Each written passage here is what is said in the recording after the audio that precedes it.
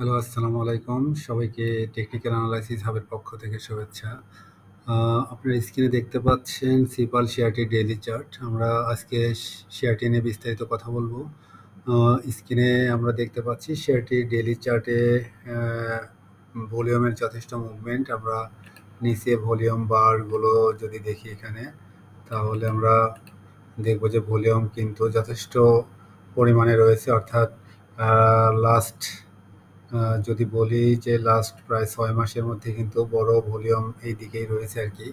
Last কয়েকদিন volume দেখা যাচ্ছে এবং টপ 20-র 1 থেকে 5-এর মধ্যে কিন্তু প্রায় প্রতিদিনই তাকে অবস্থান করতে দেখা যাচ্ছে। যাই হোক, শেয়ারটি কিন্তু লাস্ট আমরা দেখতে পাচ্ছি যে 2025-এর জানুয়ারি থেকে তার লোয়েস্ট প্রাইস আমরা দেখতে পাচ্ছি 30-এর নিচে থেকেই কিন্তু সে আস্তে আস্তে আপ ট্রেন্ডের দিকে উঠে যাচ্ছে এবং 30 থেকে অলমোস্ট কিন্তু ডাবল হয়ে গিয়েছে আর কি। তো যাই হোক, এখন দেখা যাচ্ছে শেয়ারটির খুবই নিয়ারেস্ট একটা রেসিস্ট্যান্স জোন রয়েছে 60 টাকা।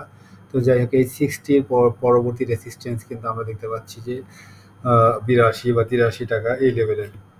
যাই হোক, শেয়ারটির প্রাইস মুভমেন্ট এবং ভলিউম মুভমেন্ট খুবই ভালো পজিশনে রয়েছে। শেয়ারটি আমরা অবজারভেশনে রাখতে পারি। যাই হোক, আমরা শেয়ারটি নিয়ে আসলে আমরা আরও কিছু ইন্ডিকেটর নিয়ে কথা বলবো শেয়ারটির।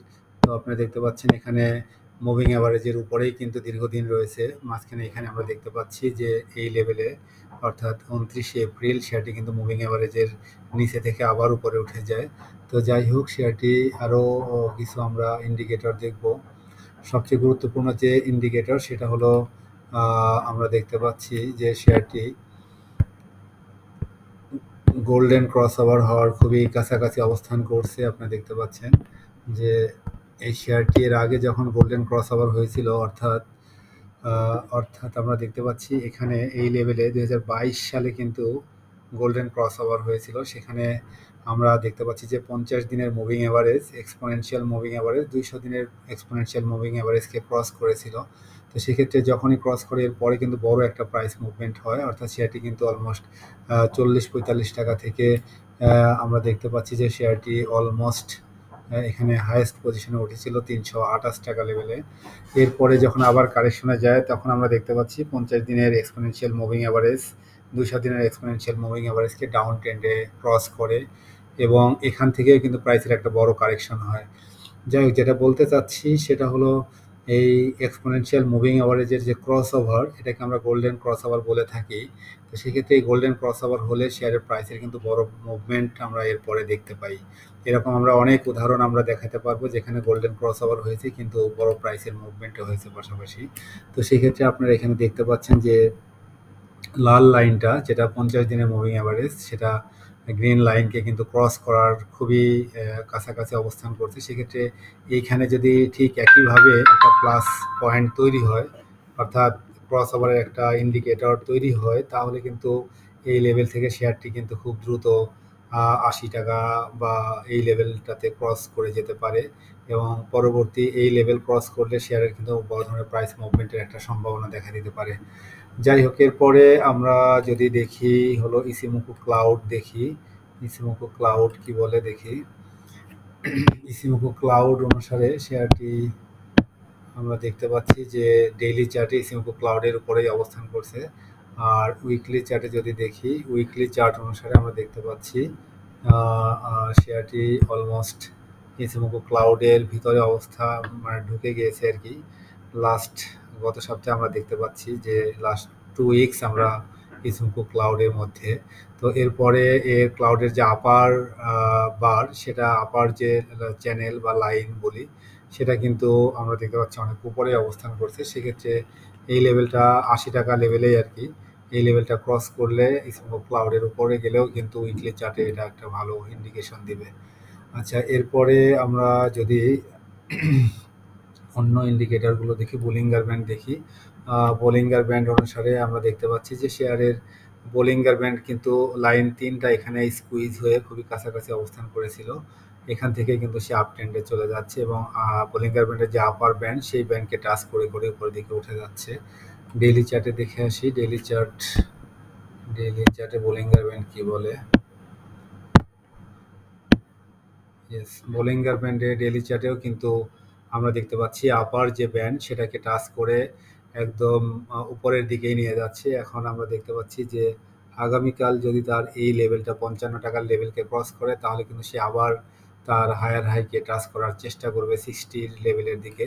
তো যাই হোক, এটাও একটা পজিটিভ দিক।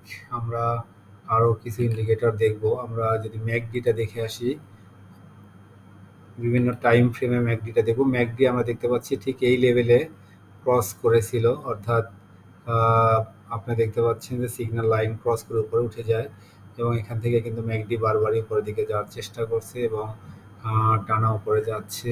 এরপরে আমরা এটাকে উইকলি চার্টে যদি দেখি, ম্যাকডি লাইন এবং সিগন্যাল লাইন দুটাই কিন্তু জিরো লাইনের উপরে যাওয়ার চেষ্টা করছে দীর্ঘদিন পরে। আমরা দেখতে পাচ্ছি ঠিক ২০২৩ সালের পরে কিন্তু ম্যাকডি লাইন সিগন্যাল লাইনকে নিচে নিয়ে আসে এবং লাইনটা দীর্ঘদিন ধরেই কিন্তু নিচে ছিল, এখন কিন্তু আবার উপরে যাওয়ার চেষ্টা করছে। তো এই হিসাবে আমরা এটাকেও পজিটিভ ধরতে পারি যে যেহেতু দীর্ঘদিন পরেই লাইন দুটি জিরো লাইনের উপরে যাচ্ছে, সেক্ষেত্রে প্রাইস মুভমেন্ট আরও হওয়ার চান্স রয়েছে। আচ্ছা, এরপরে আমরা অন্য কিছু ইন্ডিকেটর দেখব।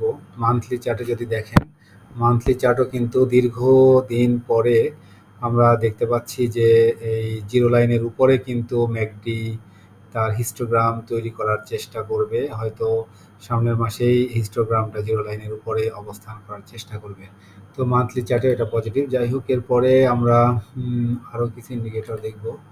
আমরা আরএসআইটা দেখে আসি। আরএসআই যদিও হাই পজিশনে এখন দেখতে পাচ্ছেন ডেইলি চার্টে আরএসআই কিন্তু 74, যেটা কিছুটা হলেও রিস্কি।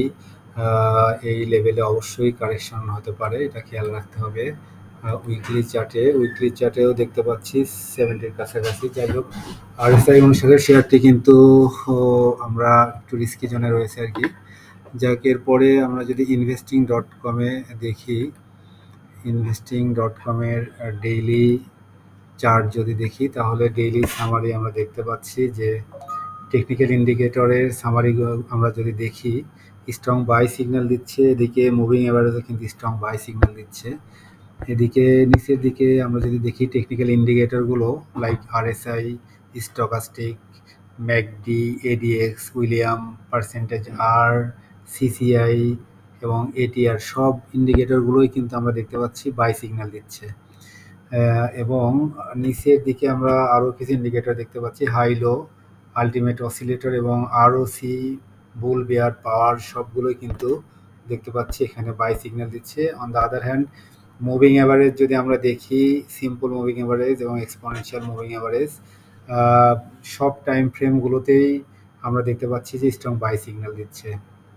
তো যাই হোক, সর্বোপরি শেয়ারটি কিন্তু খুবই স্ট্রং পজিশনে রয়েছে। সেক্ষেত্রে শেয়ারটি আমরা অবশ্যই অবজারভেশনে রাখতে পারি এবং এই শেয়ারটি বড় প্রাইস মুভমেন্টের কিন্তু ইন্ডিকেশন আমরা দেখতে পাচ্ছি। সেক্ষেত্রে শেয়ারটি আপনারা অবশ্যই অবজার্ভ করবেন। তবে সেক্ষেত্রে অবশ্যই শেয়ারটি যেহেতু একটা প্রাইস কিন্তু ওয়েভ মেনটেন করে চলে, সেক্ষেত্রে তার সামনের রেসিস্ট্যান্স 60 এবং পরবর্তী রেসিস্ট্যান্স কিন্তু 80 লেভেলে।